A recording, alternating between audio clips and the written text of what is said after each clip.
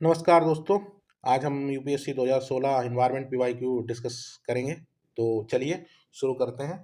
हमारा हमारा पहला प्रश्न है कि मरुस्थलीकरण को रोकने के लिए संयुक्त राष्ट्र अभिसमय का क्या महत्व है। पहला विकल्प कह रहा है कि इसका उद्देश्य नव प्रवर्तनकारी राष्ट्रीय कार्यक्रमों एवं समर्थक अंतर्राष्ट्रीय भागीदारियों के माध्यम से प्रभावकारी कार्यवाही को प्रोत्साहित करना। दूसरा विकल्प कह रहा है विशेष विशिष्ट रूप से दक्षिण एशिया, उत्तरी अफ्रीका के क्षेत्रों पर केंद्रित होता है तथा इसका सचिवालय इन क्षेत्रों को वित्तीय संसाधनों के बड़े हिस्से का नियतन सुलभ कराता है। तीसरा विकल्प कह रहा है यह मरुस्थलीकरण को रोकने में स्थानीय लोगों की भागीदारी को प्रोत्साहित करने हेतु ऊर्ध्वगामी उपागम यानी बॉटम अप अप्रोच के लिए प्रतिबद्ध है। नीचे दिए गए कोड का प्रयोग कर सही उत्तर चुनिए। अब आप पहला विकल्प देखिए। पहला कह रहा है कि इसका उद्देश्य क्या है कि नव प्रवर्तनकारी राष्ट्रीय कार्यक्रमों अंतर्राष्ट्रीय भागीदारियों के माध्यम से प्रभावी कार्य कार्यवाही को प्रोत्साहित करना। तो एकदम ये विकल्प सही है। ये जो संगठन है यूएनसीसीडी, ये क्या करता है कि विकसित राष्ट्रों को अपने में शामिल करता है, मतलब उनको उनसे कहता है कि आप फंड दीजिए, आप उनको तकनीक दीजिए, जिससे क्या हो कि हम मरुस्थलीकरण की समस्या से लड़ सकें। तो ये विकल्प हमारा सही है। दूसरा कह रहा है कि अब विशेष रूप से यह विशेष रूप से दक्षिण एशिया और उत्तरी अफ्रीका में क्षेत्र में केंद्रित है। ठीक है।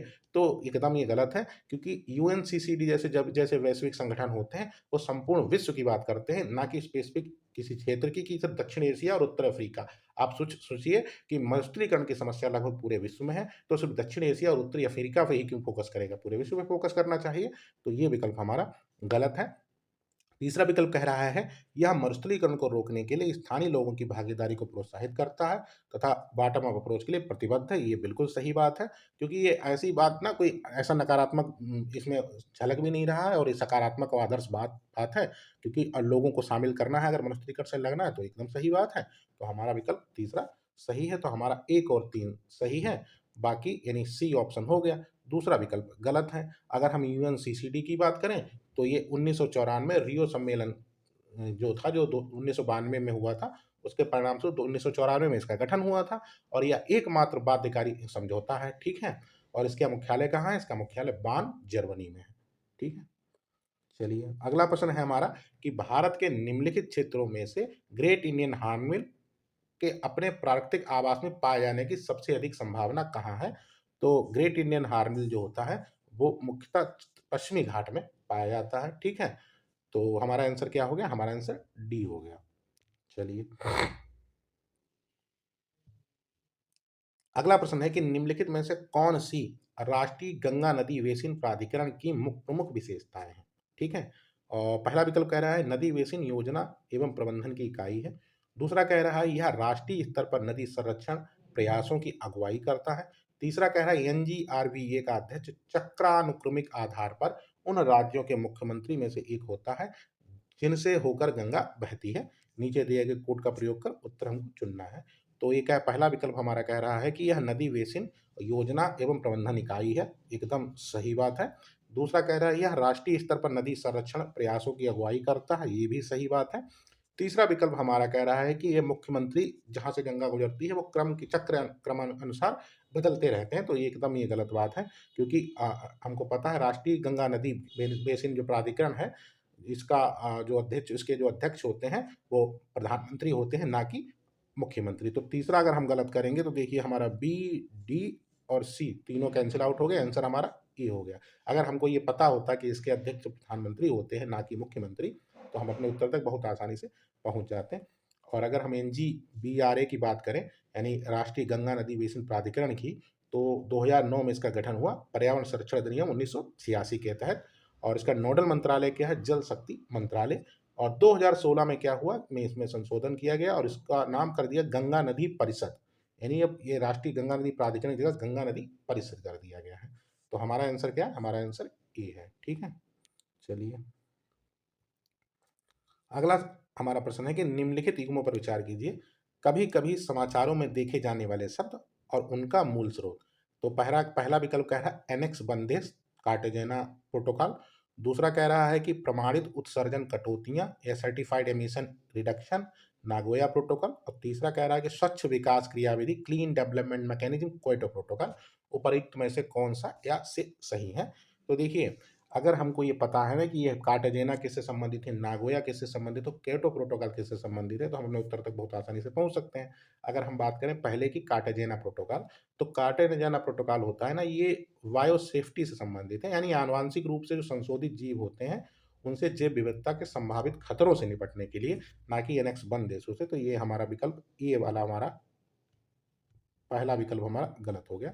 दूसरा जो है प्रमाणित उत्सर्जन कटौती प्रोटोकॉल, जो कह रहा है नागोया प्रोटोकॉल से संबंधित है, ये विकल्प भी हमारा गलत है, क्योंकि नागोया प्रोटोकॉल क्या होता है कि आनुवांशिक संशोधनों तक पहुंच और इनके उपयोग से होने वाले लाभों का उचित रखरखाव और न्यायसंगत बंटवारा सुनिश्चित करना, यानी जो आनुवांशिक रूप से संशोधित जो है, जो संसाधन है, उनके तक पहुंचना प्लस उनसे होने वाले लाभों का न्याय संगत बंटवारा करने से हमारा नागोया प्रोटोकॉल संबंधित है, ना कि प्रमाणित उत्सर्जन कटौती से।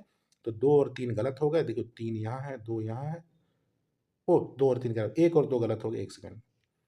1 और 2 हमारा गलत हो गया, तो 1, 2 इसमें है, 2 इसमें है और 1, 2 इसमें भी है, तो ये 3 हमारा अपने आप सही हो गया, ठीक है? तो क्योटो प्रोटोकॉल जो है, वो ग्रीन हाउस गैस उत्सर्जन वगैरह जैसी चीज़ों, मतलब उससे संबंधित है, ना कि वो क्लीन डेवलपमेंट मैकेनिज्म से संबंधित है, ठीक है? और क्योटो प्रोटोकॉल 2003 में, यानी 1997 यूएनएफसीसीसी समिट के दौरान लाया गया था, ठीक है? और 2005 में ये लागू हुआ।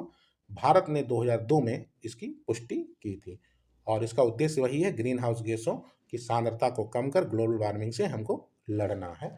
तो हमारा विकल्प सिर्फ 3 सही है, ठीक है? ये दोनों गलत है। तो जब हम पढ़े ना, तो हमको ये प्रोटोकॉल जितने हुए इनके बारे में पता होना चाहिए कि कौन-सा प्रोटोकॉल किससे संबंधित है। चलिए, अगला प्रश्न कह रहा है कि निम्नलिखित में से कौन-सा या से भारत सरकार के हरित Bharat mission, green India mission के उद्देश्य को सर्वोत्तम रूप से वर्णित करता है? पहला विकल्प कह रहा है कि पर्यावरण लाभों एवं लागतों को केंद्र एवं राज्य के बजट में सम्मिलित करते हुए तथा द्वारा हरित लेखाकरण यानी ग्रीन काउंटिंग को अमल में लाना। दूसरा कह रहा है कृषि उत्पाद के संवर्धन हेतु द्वितीय हरित क्रांति आरंभ करना, जिससे भविष्य की सभी खाद्य सुरक्षा सुनिश्चित हो सके। तीसरा विकल्प कह रहा है वन आच्छादन की पुनर्प्राप्ति और संवर्धन करना तथा अनुकूलन अडेप्टेशन एवं न्यूनीकरण मिटिगेशन के संयुक्त उपायों से परिवर्तन का प्रत्युत्तर देना। नीचे दिए कोड का प्रयोग कर सही उत्तर चुनिए। तो पहला देखिए, बात कर रहे हैं हम हरित भारत मिशन की, ठीक है? और इसमें कह रहा है पर्यावरणीय लाभों, लागतों को केंद्र के बजट में सम्मिलित करते हुए। तो आप खुद सोचिए कि ग्रीन अकाउंटिंग क्या होता है? ग्रीन अकाउंटिंग यानी हरित भारत मिशन का क्या मतलब है?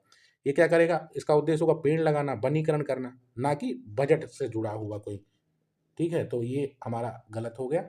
दूसरा कह रहा है कि कृषि उत्पाद के संवर्धन हेतु द्वितीय हरित क्रांति का आरंभ करना, जिससे भविष्य के लिए सभी खाद्य सुरक्षा को सुनिश्चित किया जा सके, ठीक है? तो हमको पता होना चाहिए कि कृषि उत्पाद क्या करेंगे, जो है द्वितीय हरित क्रांति के बाद कृषि मंत्रालय करेगा, और खाद्य सुरक्षा से जुड़ा हुआ उद्देश्य इसका हरित मिशन से क्या ही मतलब होगा, तो ये हमारा गलत है, ठीक है? 1 और 2 हमारे गलत हो गए। तीसरा कह रहा है कि वन आच्छादन की पुनर्प्राप्ति, संवर्धन करना, उसका अनुकूलन करना, न्यूनीकरण करना यानी मिटिगेशन करना के संयुक्त उपायों से परिवर्तन या प्रत्युत्तर देना। तो एकदम ये सही बात है, क्योंकि हम पढ़ते भी हैं कि जब हरित की बात करेंगे तो हम क्या कहेंगे, आच्छादन करना है, अनुकूलन करना है, मतलब न्यूनीकरण करना है, एडेप्टेशन, मिटिगेशन जैसे शब्द आते हैं। तीसरा विकल्प हमारा सही है, तो आंसर हमारा क्या हो गया? सी हो गया, ठीक है? क्योंकि दूसरे विकल्प में कह रहा है ना, कृषि उत्पाद के संवर्धन है द्वितीय हरित क्रांति को आरंभ करना। आप खुद सोचिए, द्वितीय हरित क्रांति स्टार्ट करना है, इस तरीके का काम कौन करेगा? भाई इसमें हम खाद्यान्न की बात करेंगे, कृषि की बात करेंगे, तो इसमें हरित भारत मिशन से क्या मतलब होगा? तो ये अगर सोचेंगे तो गलत कर लेंगे, ठीक है? और ऐसे ही इसको गलत कर देंगे, क्योंकि ये बजट की बात कर रहा है, केंद्र सरकार बजट शामिल करना, तो ये ग्रीन अकाउंटिंग बात कर रहा है, हमको उद्देश्य क्या होगा इसका? पेड़ लगाना, पौधे लगाना, ना कि बजट को लेके कुछ करना। तो 1 और 2 अगर हम गलत करेंगे तो हम 3 तक उत्तर तक पहुँच जाएँगे। अगला प्रश्न देखिए, अगला हमारा कह रहा है कि भारत में पाई जाने वाली नस्ल खराई ऊँट के बारे में अनूठा क्या है? तो यह समुद्र के जल में 3 किलोमीटर तक तैरने में सक्षम है। दूसरा कह रहा है वह मैंग्रोव की चराई पर जीता है। तीसरा कह रहे हैं जंगली होते हैं और पालतू नहीं बनाया जा सकता। नीचे दिए गए कूट का प्रयोग कर उत्तर चुनिए। अब आप विकल्प नंबर 3 को देखिए, कह रहा है ये जंगली होता है और पालतू नहीं बनाया जा सकता। नहीं बनाया जा सकता। तो ये थोड़ा एक जैसे नहीं होता कि एक अजीब सी बात कर रहा है, नहीं जैसे ना कैन नॉट, नहीं किया जा सकता।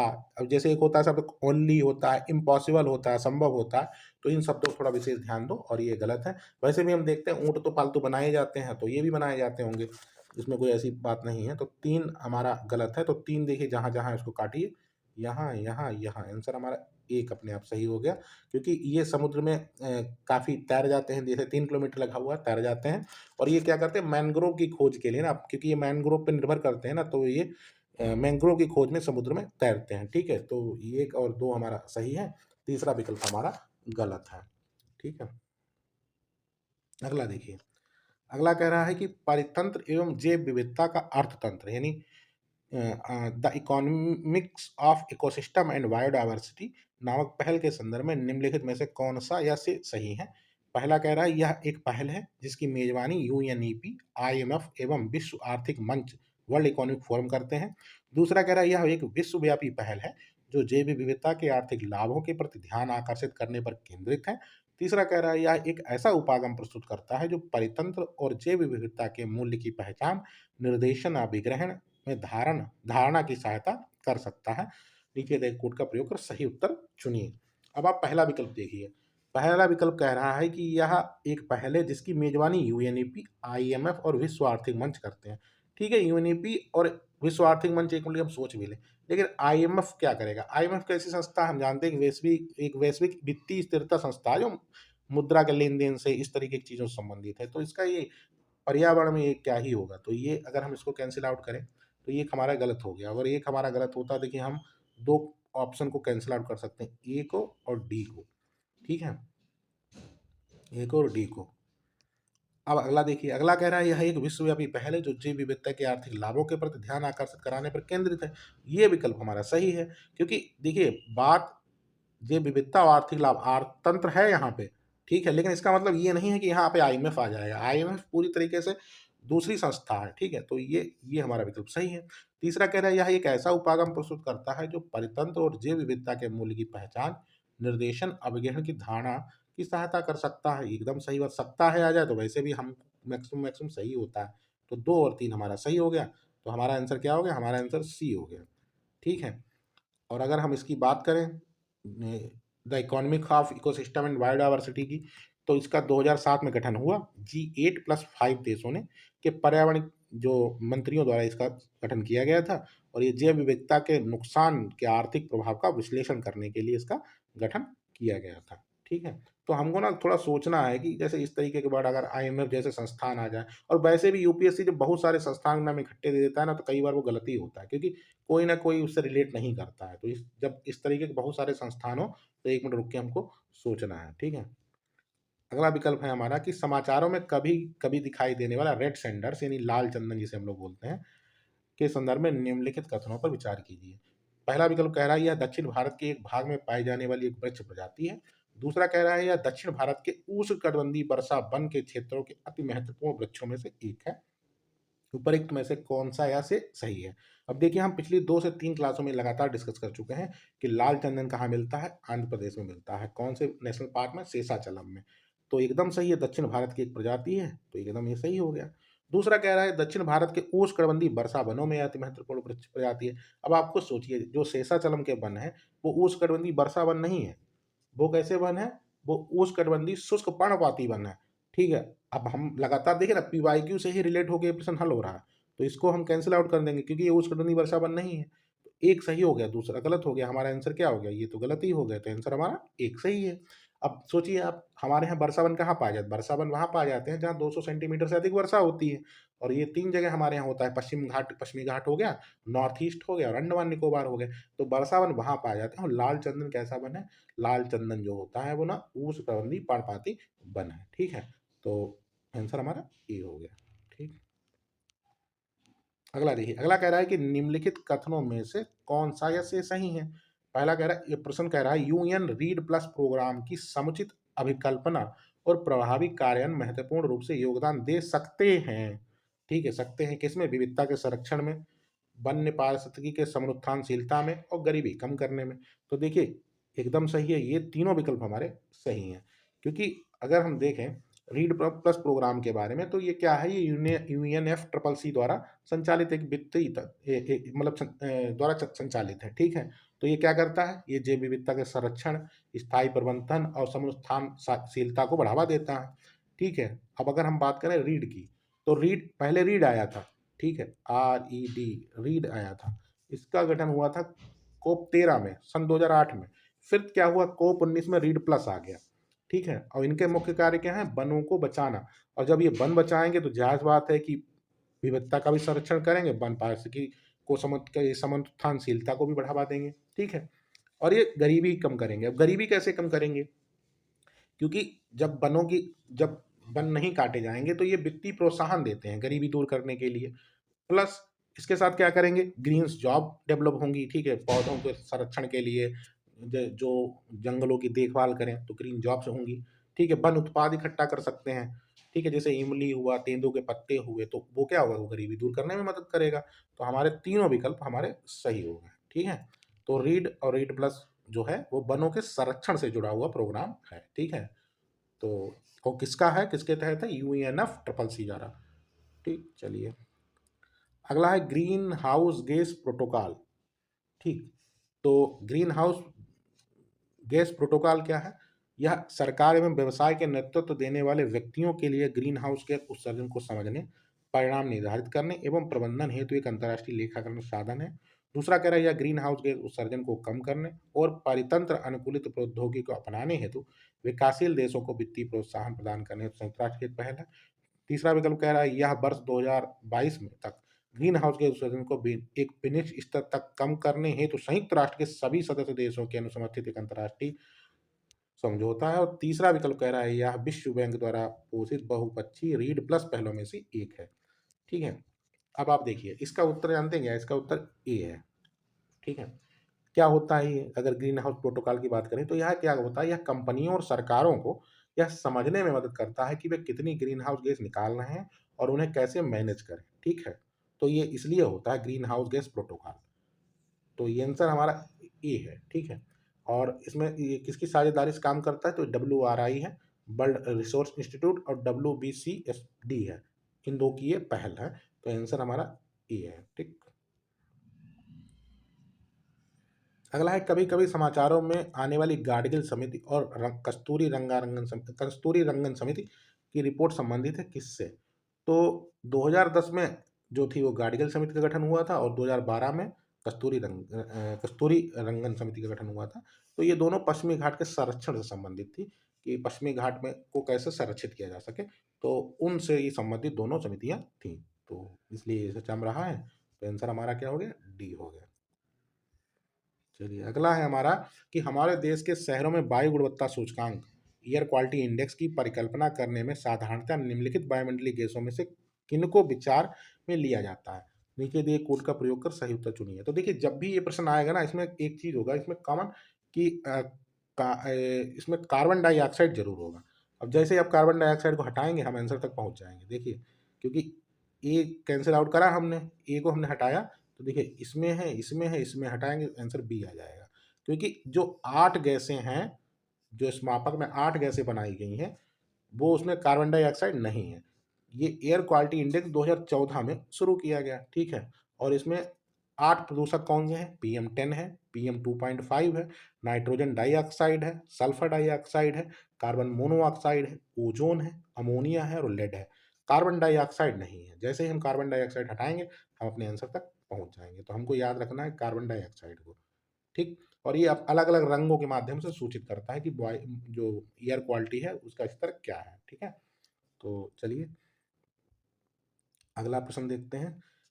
प्रश्न कह रहा है कि हाल ही में हमारे देश में पहली बार निम्नलिखित राज्यों में से किसने एक विशेष तितली को राज्य तितली के रूप में घोषित किया है। तो आंसर हमारा है महाराष्ट्र। और महाराष्ट्र में भारत की लगभग 15% तितलियां पाई जाती हैं। तो इसमें ये महाराष्ट्र था, करंट कर रहा था प्रश्न।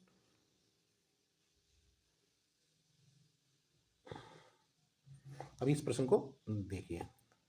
प्रश्न कह रहा है कि वर्ष 2015 में पेरिस में UNFCCC बैठक हुई, हुए समझौते के संदर्भ में निम्नलिखित कथनों में से कौन सा या से सही है।